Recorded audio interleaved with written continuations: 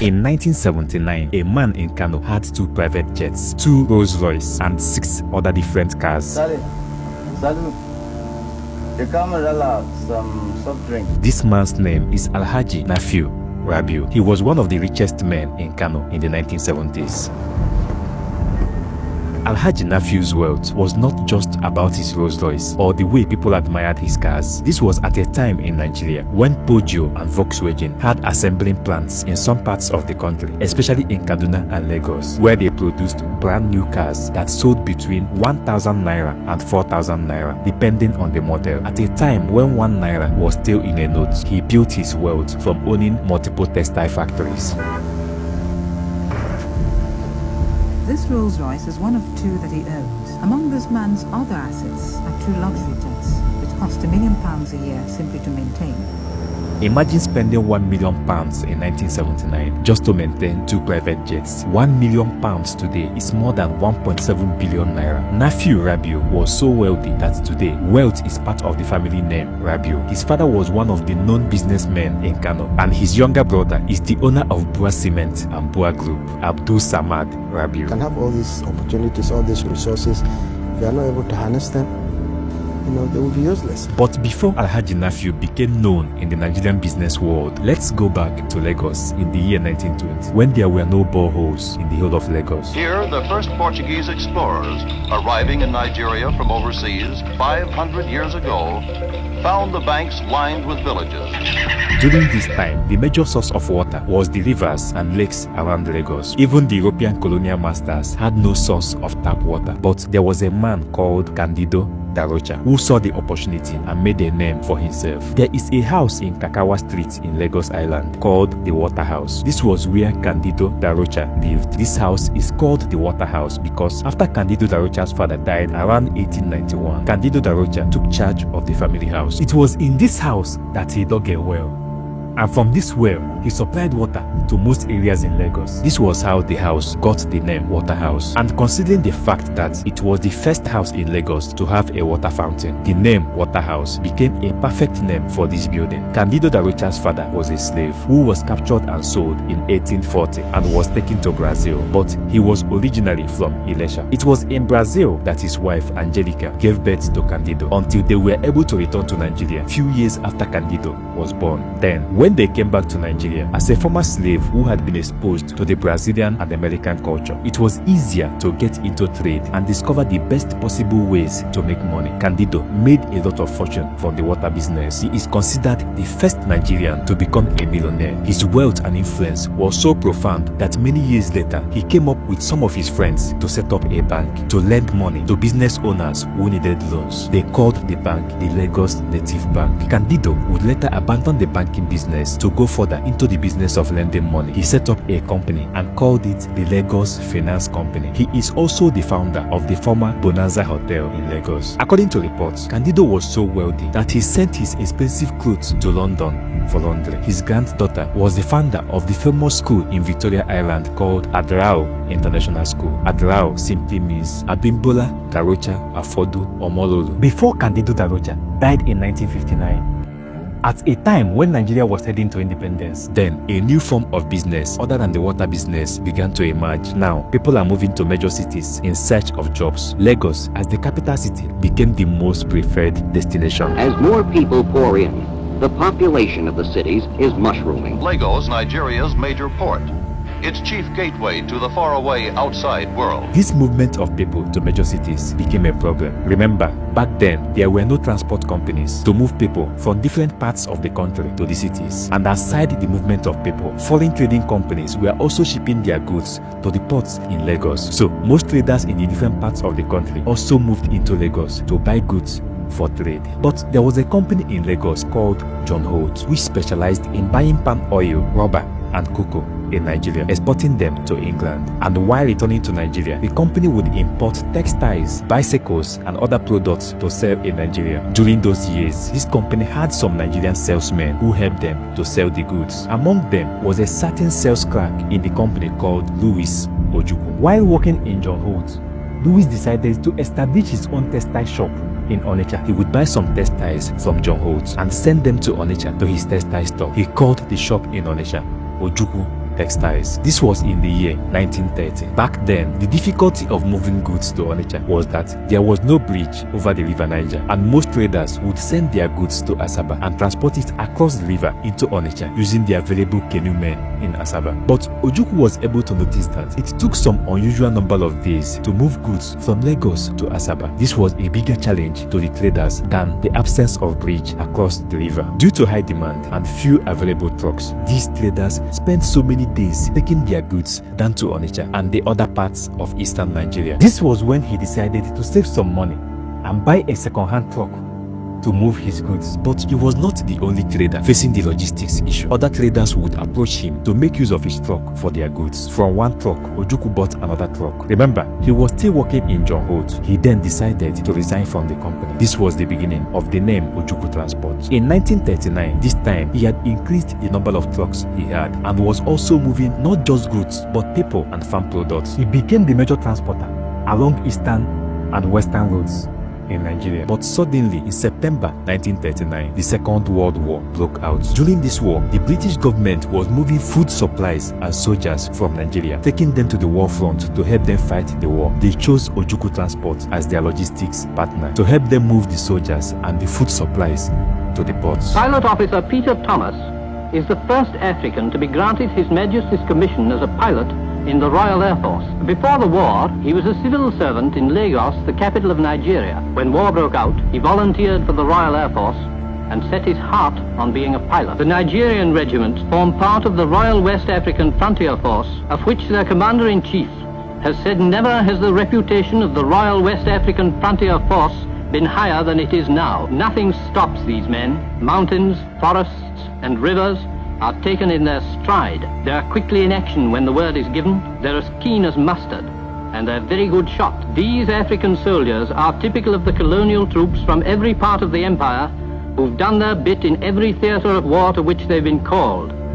Keen, brave, loyal men who are ready for any sacrifice in the cause for which they fight. After the war ended in 1945, due to his contribution in helping Britain during the war, the British government awarded Louis Ojukwu a KBE, Knight of the British Empire, and he then became Sir Louis Ojukwu. By 1950, Ojukwu's transport business had expanded to include over 200 trucks, making it one of the largest fleets in the whole of West Africa. Not just his over 200 trucks, Ojukwu also made his money by importing dried fish, expanding his textile business, dealing in cement, and most importantly, his transport business. He would later become the first president of the Nigerian Stock Exchange, as well as president of the African Continental Bank. He also served on the board of directors of some of Nigeria's most profitable companies, such as Shell Nigeria, Guinness Nigeria Limited, Nigeria National Shipping Line, Nigerian Cement Factory, Nigerian Coal Corporation, Costain West Africa Limited, John Holt PLC,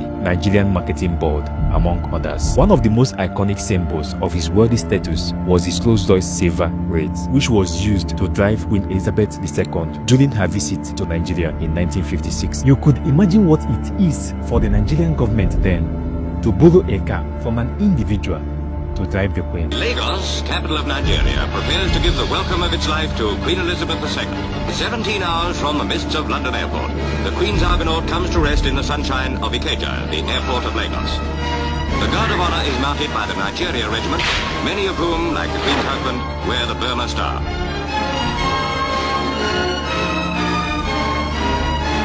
Governor-General Sir James Robertson and Lady Robertson welcome the royal couple. The Queen's car draws up to the city boundary, where the leaders of Lagos are ready to greet her.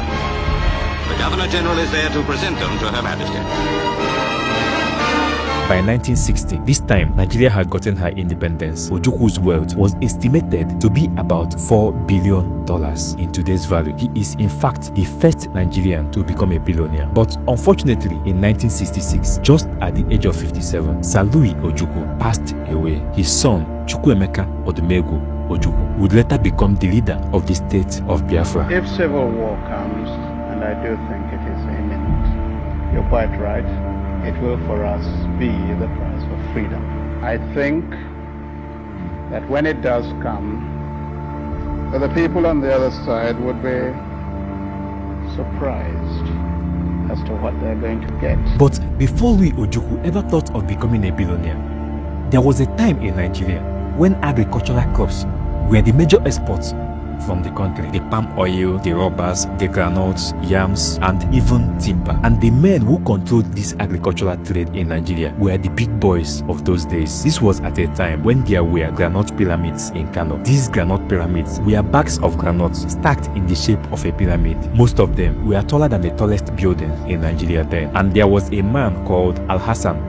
Dantata. Before he died in 1955, there was a day he pointed to 60 granite pyramids in Kano and said, "These are mine." And the trading stations at Kano are usually well stocked with some of the finest skins in the country. At the railway siding are piled up hundreds of sacks of groundnuts waiting for transport to the clearing stations. A granite pyramid then was estimated to be about 15,000 bags of groundnuts, and Dantata had 60 of those pyramids. He was regarded as the richest man in the whole of West Africa. For you to understand it better, in 1929, when a bank called Bank of British West Africa, which is known today as First Bank, opened a branch in Kano, Dantata deposited 20 camel loads of silver coins in his account in the bank. Imagine what it means that to take your money to the bank, you had to go in a convoy of 20 heavily loaded camels. We know how strong camels can be, and we can consider how heavy the bags of money they were carrying were. His business was not just in trading granules, he also sold kola nuts, cattle,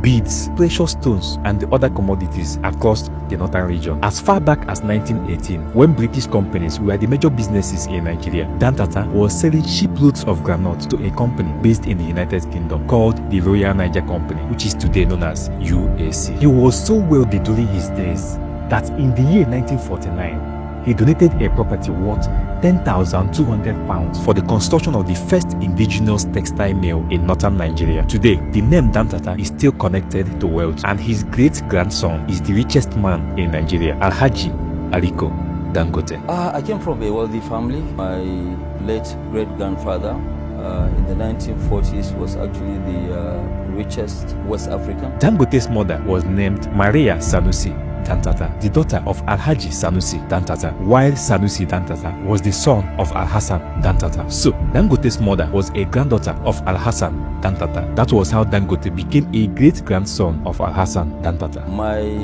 late grandfather was one of the wealthiest Nigerian, the family name is Dantata. That's from my maternal side. My father too, was fairly rich, but he was both, in business and also in politics. Later on, Dangote would receive some money from one of his mother's brothers to start his own business. One of those richest Nigerians, before Dangote went into business, was a man called Timothy Odutola. He was the first president of the Manufacturers Association of Nigeria. He started his business life in 1932 when he opened some stores in the western region of Nigeria where he sold damask and fish after he left his job as a cut clerk. Few years later, he began trading in cocoa and palm oil. Before 1960, Odutola had established a multi-million-dollar business, including 3 factories, a retail shop, a cattle ranch, and a sawmill where he had some machines for cutting woods. But Odutola's business masterclass was shown when he began the production of tires and tubes in Ibadan. The business did so well that around 1967, he built a $1.7 million tire and tube production plant after establishing a 5,000-acre rubber plantation with the plan to improve his company's production capacity by harvesting rubber from his own rubber plantation and making it available for his tire factories. He was so interested in manufacturing that he believed that one day Nigeria would become one of the top industrialized countries of the world. According to some reports, he said the time is coming when we will produce more than we can consume and we will have to look outside Nigeria for markets. By the time Odutola was getting older, there was a certain MKO Abiola who was one of the richest Nigerians in the 1980s. Well, you see, we've asked so many questions in one, but let me give it to you. Very briefly, because I must go to Port Harcourt now. Abiola began his professional life when he started working for Barclays Bank in Ibadan in the year 1956. He would later leave the bank, worked as account officer in the Western Region Finance Corporation before going to Scotland to further his education in accountancy. Many years after then, when he returned to Nigeria, he got a job as a senior accountant in the University of Lagos Teaching Hospital. He would later open a business where he sold communication equipment. He called it Radio Communications Nigeria. This was at a time when telephone was becoming popular in Nigeria. He would later create other businesses like Abiola Farms, Wonder Bakeries, Concord Press, which was the company publishing the National Concord newspaper. He also owned Banuso Fisheries, Concord Airlines, Summit Oil International Limited, Africa Ocean Lines, Habib Bank. It is important that one should be very serious with what one wants to do. Nobody can clap with one hand. To clap, you need two hands. During his days, he was one of the biggest supporters of football in Nigeria. Apart from his two football clubs in Lagos called Concord FC and ITT Football Club, he also had another club in Abeokuta called Abiola Babes. Sometimes he traveled with the team to play their matches. Remember, I followed the team to play their match against Nchanga Rangers. We got to Lusaka. We were told by the NFA that the match would be played in Lusaka. We struggled there on the eve of the match to be told that we'll be playing in Nchanga. I had to beg for a flight to hire to charter an F-27, fly us to Ndola at 10:30 at night, hired a bus from Ndola, take us to through Kitwe to Nchanga, only to find that the bus driver was drunk. So I drove the bus myself for 3.5 hours. We were stopped by armed robbers 3 times on the road. I had to bribe our way through into Kitwe. We got to Kitwe at 2:30 in the morning of the day of the match to find that the officials had left for Kitwe. So we had dropped the boys, made sure they rested quickly, drove the same bus back to Kitwe to look for the officials to bring them back at 7 in the morning to officiate. I was prepared to do that. You see, it's not just money. According to this report by Business Insider Africa, in 1990, 2 years before he contested to be the president of Nigeria, MKO Abiola gave the sum of 1 million naira each to all the state universities in Nigeria, 500,000 naira each to every federal university in Nigeria, and 250,000 naira each to every polytechnic in Nigeria. You could imagine how wealthy you need to be to give out such a gift in 2026. Talk more of in 1990 when 1 naira could still buy a plate of food. Unfortunately, Abiola couldn't live to be the president of Nigeria, an opportunity he fought for, even though he was reported to have won the majority of votes in that election. It will continue off and on until the military release the result of the June 12 election and put the democratically elected president, who is myself, in charge of affairs. I will fight for peace and we will get peace. He later passed away after he was arrested by the government and kept in detention for many years. They are arresting me on an allegation of felony, nameless treason or something like that. They're not doing anything, they're just taking me away. Please let me go. I'm delaying them. All these men laid the foundation for some of the popular businesses in Nigeria. Most of the current billionaires were either a staff of their companies or an apprentice who learned from them. For example, it was reported that while there are many transport business owners in the southeast today, it started with Ojukwu Transport. A report by Pulse Africa suggested that the owners of Egenedilichukwu Transport and Izuchukwu Transport were part of the early drivers of Ojukwu Transport. And before you may forget, it was through Alhassan Dantata's wealth that the Dantata family became wealthy. And many years later, one of his grandchildren took Dangote to learn business from him after Dangote graduated from the university. And from the business, he gave Dangote some money to start his own. Today, Dangote is the richest black man in the whole world. Thank you for being there. If you listened carefully, there are some business lessons to learn from this video, and I wish you well. Don't forget to like this video and subscribe. Thank you.